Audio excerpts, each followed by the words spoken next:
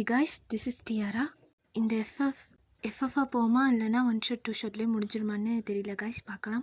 இது நான் கொஞ்சம் இயர்ஸ்க்கு முன்னாடி ஜேன் ஏயர்ன்ற ஒரு நாவல் படித்தேன். நான் படித்த ஃபர்ஸ்ட்டு நாவல். உண்மையிலே செம்மையாக இருக்கும். ஃபன் காமெடி அதெல்லாம் இருக்காது, பட் நிறைய லவ், நிறைய எமோஷன்ஸ் இருக்கும். அதில் எஃப்எஃப்க்கு ஏற்ற மாதிரி சில சேஞ்சஸ்லாம் பண்ணி தான் நான் ஸ்டோரி சொல்கிறேன். ஸோ பிடிச்சிருந்துச்சின்னா லைக் பண்ணுங்கள், ஷேர் பண்ணுங்கள், கமெண்ட் பண்ணுங்கள், சப்ஸ்கிரைப் பண்ணுங்கள். இப்போ ஸ்டோரிக்குள்ளே போகலாம். இது ஒரு 19th செஞ்சுரி அந்த மாதிரி காலகட்டத்தில் நடந்த மாதிரி இமேஜின் பண்ணிக்கோங்க. ஒரு பிரிட்டிஷ் என்வாயன்மெண்ட்டில் நடக்குது. ஸோ ஸ்டார்டிங்கில் பார்த்தோன்னா வயன் ஒரு ட்ரெயினில் ட்ராவல் பண்ணி போயிட்டு இருக்காங்க. அவங்களோட முகத்தில் அவ்வளோ ஒரு பீஸ்ஃபுல்னஸ், ஒரு நிம்மதி, சின்னதாக ஒரு ஸ்மைல், இதுக்கு மேலே எல்லாம் சரியாயிடுச்சு அப்படின்ற ஒரு சந்தோஷம், இதெல்லாம் அவங்களோட முகத்தில் தெரியுது. அப்படியே அவங்க போய்கிட்டு இருக்கக்குள்ள அவங்க பாஸ்டில் நடந்த சில விஷயங்களை யோசிச்சுக்கிட்டே போகிறாங்க. ஒரு சின்ன ஃப்ளாஷ்பேக். அப்போது வயனுக்கு 10 வயசு. நீ பெரியவங்களை ஒபே பண்ணுறதே இல்லை வயன், வர வர நீ ரொம்ப சேட்டை பண்ணிக்கிட்டு இருக்க. இவளை மேலே இருக்கிற அந்த ரூமில் கொண்டு போய் அடைங்க, அப்போ தான் அவளுக்கு நல்ல புத்தி வரும். ஆனால் வேணாம் வேணாம் ஆண்டி, வேணாம், எனக்கு அங்கே போக பயம், ப்ளீஸ் வேணாம். இதெல்லாம் நீ லெட்டை அடிக்க முன்னுக்கு யோசிச்சிருந்துருக்கணும் ஆண்டி. ஆனால் அவன் தான் என்னை முதல்ல அடித்தான், என்னை பிடிச்சி தள்ளி விட்டான். என் தலையிலும் பாருங்க ரத்தம் வருது, ரொம்ப வலிக்குது. அதனால தான் அவனை பிடிச்சி நான் அடிச்சிட்டேன். ப்ளீஸ் என்ன விட்டுருங்க. என்ன பார்த்துக்கிட்டு இருக்கீங்க, இவளை கூட்டிகிட்டு போயிட்டு அடைங்க. அப்போ அங்கே மெய்ட் சிலர் வந்து வயனை பிடிச்சி இழுத்துட்டு போகிறாங்க. அதை வயனோட கசின்ஸ் லெட், லில்லி, அப்புறம் லூனா, இவங்க 3 பேரும் நின்று வேடிக்கை பார்த்துட்டு இருக்காங்க. எங்கிட்ட வயனையே கொண்டு போயிட்டு அடைச்சிட்டாங்க. இந்த மாதிரியெல்லாம் கொஞ்சம் பனிஷ்மெண்ட் கொடுத்தாதான் அடுத்த தடவை என் பையன்கிட்ட நல்லா நடந்துக்குவான். வாடா செல்லம், உனக்கு அடிபட்டுருச்சு, எங்கே பார்ப்போம்.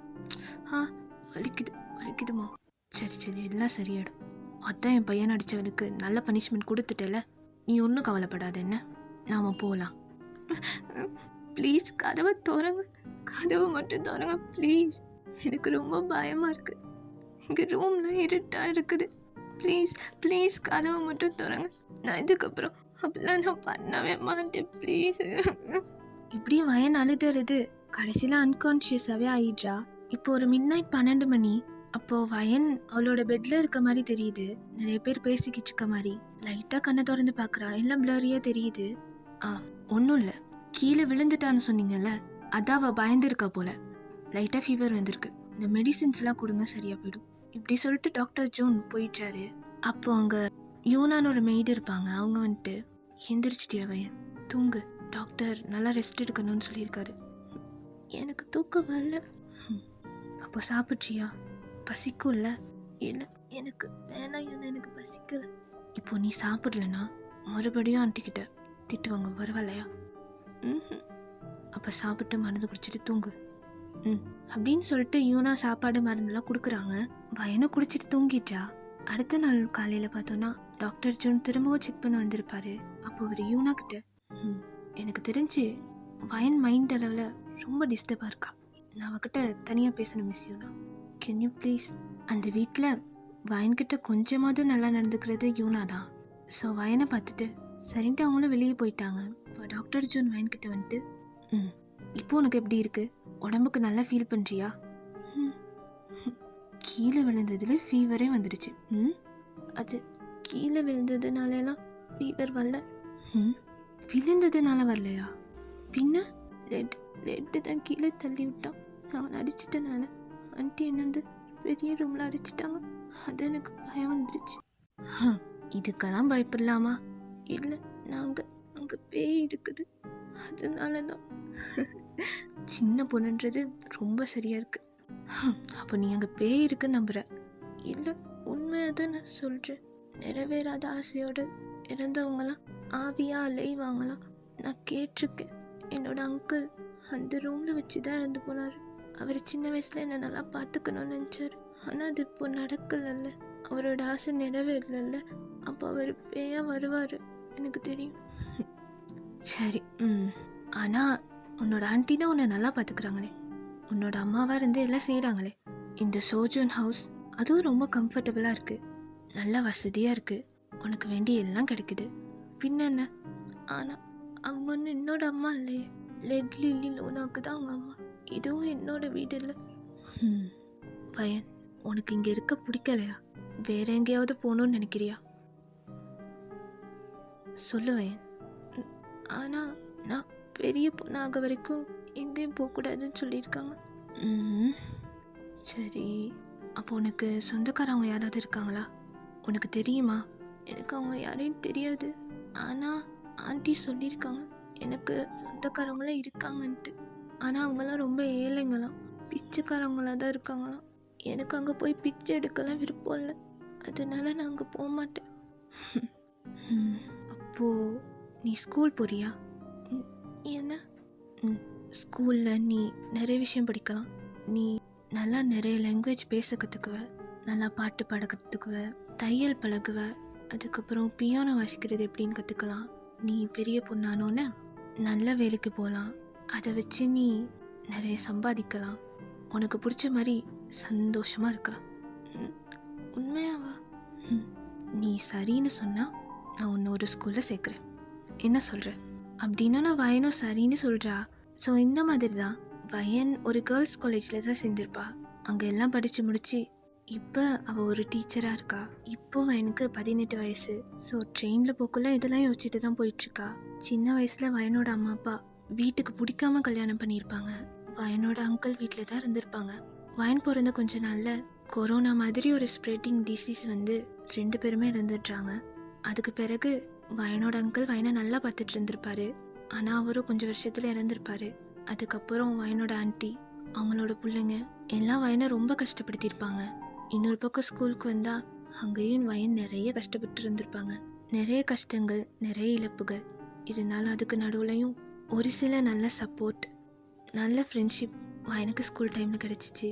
அதெல்லாம் நினச்சிட்டு அவங்க ட்ராவல் பண்ணி போய்கிட்டு இருக்காங்க. இது என் லைஃபோட புது பக்கம். ரொம்ப அழகாக இருக்க போகுது. இனி நான் யாருக்கும் அடிமையாக இருக்கணும்னு அவசியம் இல்லை. எனக்கு பிடிச்ச மாதிரி ஃப்ரீடமாக சந்தோஷமாக நான் இருக்கலாம் அப்படின்னு நினச்சிட்டு சின்னதாக ஸ்மைல் பண்ணிட்டு போய்கிட்டு இருக்காங்க. இப்படியே போயிட்டு ஒரு பெரிய மேன்ஷன் முன்னாடி குதிரை வண்டியில் வந்து இறங்குறாங்க.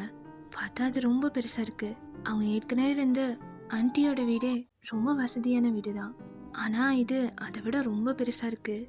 ஸோ ஒரு நிமிஷம் அப்படியே பார்த்துட்டே நிற்கிறாங்க.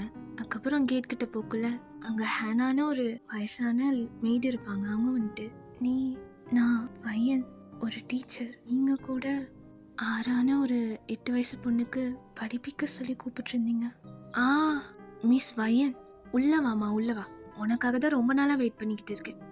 அப்புறம் ரொம்ப தூரம் ட்ராவல் பண்ணி வந்தது கஷ்டமாக இருக்குல்ல? வயனா ஆமான்னு நோட் பண்ணுறாங்க. நீங்கள் உட்காந்துரு, நான் போய் டீ போட்டு எடுத்துகிட்டு வரேன். இப்படி சொல்லிட்டு அவங்க போக இங்கே வயன் தான் அந்த மேன்ஷனோட ஹாலையே சுற்றி சுற்றி பார்த்துட்ருக்காங்க. அவ்வளோ பெருசாக இருக்குது. டீயும் ஊற்றிட்டு வந்தோன்னே சோஃபாவில் உட்காந்து தான் 2 பேரும் குடிக்கிறாங்க. இது உங்களோட வீடா மிஸ்ஸஸ் ஹேனா? என்னை பார்த்தா அப்படியெல்லாம் தெரியுதா? இது என்னோட வீடில், நான் இங்கே வேலை செஞ்சுக்கிட்டு இருக்கேன். ஓ ஓகே. இப்படி அங்கே பேசிக்கிட்டு இருக்கக்குள்ள அங்கே அந்த 8 வயசு பொண்ணு ஆரா வந்துடுறா. ஹரா வந்துட்டியா? பாரு, இவங்க தான் இனி உனக்கு படித்து கொடுக்க போகிற டீச்சர் அப்படின்னா நான் வயன் ஹராவை பார்த்து, உன்னோட பேர் தான் ஹராவா? அவளும் க்யூட்டாக ஆமான்னு சொல்கிறா. ரொம்ப க்யூட்டாக இருக்கா. மிஸ்ஸஸ் ஹேனா, ஹரா உங்களோட பொண்ணா? இல்லை வயன். சரி ஹரா, நீ உள்ளே போ. அவள் என்னோட பொண்ணு இல்லை, எனக்கு சொந்தம்னு சொல்லிக்க யாருமே இல்லை. இனி நீ எனக்கு ஒத்தாசிக்கு இருந்தாதான். அப்புறம் ஹரா மிஸ்டர் ஜியோன் ஜங்குக்கோட அண்ணா பொண்ணு. ஹரோட அப்பா இறந்துட்டாரு. அம்மா ஏமாத்திட்டு வேற ஒருத்தனோட போயிட்டான். அதுக்கப்புறம் மிஸ்டர் ஜங்குக் தான் அவளை பார்த்துக்கிறாரு. மிஸ்டர் ஜங்குக், அவர் யாரு? அவர் இந்த மேன்ஷனோட ஓனர். ஓ அப்புறம் சரி வயன், ரொம்ப டயர்டாக இருக்குல்ல, ஒரு ரூமை காட்டுறேன், நீ போய் ரெஸ்ட் எடு. இப்படி சொல்லிட்டு அவங்களும் வயனோட ரூமை காட்டுறாங்க. அது ஜஸ்ட் ஒரு டீச்சருக்கு தங்குற ரூம் தான். ஆனால் அதுவே அவ்வளோ கிராண்டாக, ரொம்ப நீட்டாக, ரொம்ப நல்லாவே இருக்குது. வயனுக்கு அப்படியே அவங்களோட லைஃபே சேஞ்ச் ஆகிட்ட மாதிரி இருக்குது. ஸோ நிம்மதியாக படுத்து தூங்குறாங்க. நெக்ஸ்ட் டே மார்னிங் வயன் அந்த மேன்ஷனை தான் சுற்றி பார்த்துட்ருக்காங்க. அப்போ ஒரு ரூமில் யாரோ சத்தமாக சிரிக்கிற சத்தம் கேட்குது. அது ரொம்ப வியர்டாக பயங்கரமாக இருக்குது. வயன் ஒரு நிமிஷம் அப்படியே பயத்திலே இருக்காங்க. அப்புறம் அந்த இடத்துக்கு மிஸ்ஸஸ் ஹேனா வராங்க. வயன், இங்கே என்ன பண்ணுற? மிஸ்ஸஸ் ஹேனா, நான் சும்மா சுற்றி பார்க்கலான்னு வந்தேன். ஆனால் இந்த ரூமில் ஏதோ சத்தம் கேட்குது. அதாம்மா, இந்த மேன்ஷனில் வேலை செய்கிற எல்லா வேலைக்காரங்களும் அங்கே தான் தங்குவாங்க. அதில் ஒருத்தி இருக்கா, ஊருக்கே கேட்குற மாதிரி தான் சிரிப்பா. நான் அவளுக்கு நிறைய தடவை சொல்லியிருக்கேன், இவ்வளோ சத்தமாக பேசாத சிரிக்காதன்ட்டு. எங்கே கேட்குறா. சரி நீ இந்த பக்கம் பெருசாக போகாது, நம்ம ஹாலுக்கு போகலாவா அப்படின்ட்டு அவங்க கூப்பிட்டு போகிறாங்க. வயனுக்கு ஒரு மாதிரி வியர்டாகவும் கன்ஃபியூஸாகவும் தான் இருக்குது. ஹாலுக்கு போனோன்னு மிஸ்ஸஸ் ஹேனா ரொம்ப அவசரமாக எல்லாத்தையும் க்ளீன் பண்ணிக்கிட்டு இருக்காங்க. அதை வயனும் பார்க்குறாங்க. என்ன வயன் பார்க்குற, ஏன் இவ்வளோ அவசரமாக க்ளீன் பண்ணுறேன்னா, மிஸ்டர் ஜங்குக் அவர் வீட்டுக்கு வரேன்ட்டு ஏற்கனவே லெட்டர் போட்டார், ஆனால் இன்னும் வரலை. எப்போ வேணாலும் வரலாம். அவர் மட்டும் வீடு இப்படி க்ளீன் இல்லாமல் இருக்கிறத கண்டாரு, அவ்வளோதான். ஏன் அவர் உங்களை திட்டுவாரா? ரொம்ப ரூடான பர்சனா? திட்டுவார் தான், அவருக்கு எல்லாம் பர்ஃபெக்டாக இருக்கணும், இல்லைன்னா கண்டிப்பாக திட்டு விழும். கொஞ்சம் ரூடான பர்சன் தான் இருந்தாலும் அவர் ரொம்ப நல்லவர் அப்படின்னு சொல்லிட்டு அவங்க பாட்டுக்கு க்ளீன் பண்ணிட்டு இருக்காங்க. இப்படியே ஒரு 3 months கிட்ட ஸ்கிப் ஆகுது. அப்போல்லாம் ரொம்ப ட்ராவல் பண்ணில வரணும், அதனால தான் இன்னும் ஜங்குக்கு வரல. அப்போ ஒரு நாள் வயன் அங்கே இருக்கிற ஒரு மலை பக்கம் நடந்து போய்கிட்டு இருக்கா சும்மா ரிலாக்ஸ்க்காக. அப்போ அங்கே திடீர்னு ஒரு சத்தம் கேட்குது. என்ன என்ன சத்தம் அது? வயன் இப்படி நினச்சிட்டு போய் பார்க்குறாங்க. பார்த்தா அங்கே ஒருத்தர் குதிரையோட கீழே விழுந்துருக்காரு. அது வேறு யாரும் இல்லை, ஜங்குக் தான். ஆனால் அது வயனுக்கு தெரியாதுல்ல. ஜங்குக்கு பார்த்தோன்னா இப்போ 30 வயசு, பார்க்குறதுக்கே ரொம்ப கோல்டாக ரகண்டாக இருக்க மாதிரி தான் இருப்பார். ஸோ அந்த டைம் வயன் அவர்கிட்ட போயிட்டு, சார் ஆர் யூ ஓகே? அடி ஏதோ பட்டுருச்சா? இருங்க நான் ஹெல்ப் பண்ணுறேன். வயன் இப்படி சொல்ல அப்போதான் ஜங்குக் வயனை திரும்பி பார்க்குறாரு. கொஞ்ச நேரம் அப்படியே சைலண்ட்டாக வயனே தான் பார்த்துட்ருக்காரு. வயன் பார்க்குறதுக்கு கொஞ்சம் சுமாரான பொண்ணு தான், இருந்தாலும் அவளோட முகத்தில் ஏதோ ஒரு அமைதி, ஏதோ ஒரு கம்ஃபர்ட் இருக்கிற மாதிரி ஜங்குக்கு ஃபீல் ஆகுது. இந்த பக்கம் வயனும் அப்படிதான். ஜங்குக்கே கொஞ்ச நேரம் பார்த்துட்ருக்காங்க. பெரிய பிளாக் கலர் கோட்லாம் போட்டுட்டு எக்ஸ்ப்ரெஷனே இல்லாத ஒரு ஃபேஸ், ஷார்ப்பான திக்கான ஐப்ரோஸ், கோல்டான ஃபேஸ், ஐப்ரோஸ்க்கு இடையில இருக்கிற நெத்தியில் வர சுருக்கத்தினாலே வந்திருக்க அந்த தழும்பு, அதை பார்த்தாலே தெரியுது அவர் ரொம்ப கோவக்காரராக தான் இருப்பாருன்னு சொல்லிட்டு. இருந்தாலும் அவரோட கண்களில் ஏதோ ஒரு அமைதி, ஏதோ ஒரு சாஃப்ட்னஸ், ஒரு சோகம், ஏதோ ஒரு ஏக்கம், இதெல்லாம் வயன் பார்க்கக்குள்ள அவங்களுக்கும் ஃபீல் ஆகுது. ஸோ கொஞ்ச நேரம் இப்படி தான் 2 பேரும் ஒருத்தரை ஸ்டேர் பண்ணிட்டு இருக்காங்க.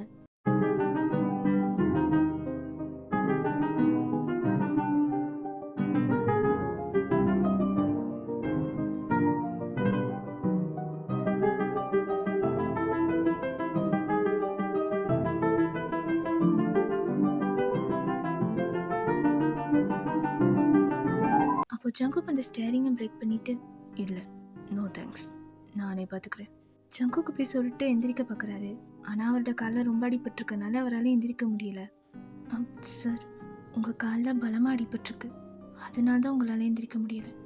ஸோ அப்போ ஜங்குக்கும் சரின்னு ஹெட்டை நோட் பண்ணுறாரு. வயனும் போயிட்டு எந்திரிக்க ஹெல்ப் பண்ணுறாங்க. அந்த டைம் 2 பேருக்குள்ளே ஏதோ ஒரு ஃபீலிங்ஸ், ஆனால் அது என்னன்னு சொல்ல தெரியல. ஜங்குக் அப்படியே எந்திரிச்சு குதிரையில் ஏறி உட்காந்துட்டு, நீ யார்? இதுக்கு முன்னாடி நான் இங்கே ஒன்று பார்த்ததில்ல.